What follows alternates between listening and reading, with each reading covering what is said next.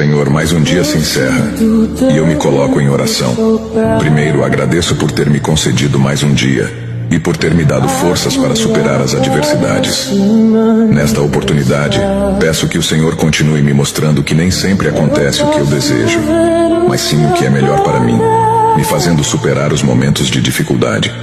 Que prevaleça em mim a tua luz, o teu brilho, o teu Espírito Santo. Senhor, não permita que ninguém roube minha essência, anule minha vontade ou bloqueie minha fé. Que eu esteja sempre atento à tua voz, evitando me dispersar pelo caminho e pensar que o Senhor não se comunica mais comigo. Peço que abençoes grandemente a minha vida e que me concedas uma noite de sono transformadora e renovadora, para que amanhã eu possa enfrentar um novo dia com firmeza e, acima de tudo, para te agradecer por mais um dia.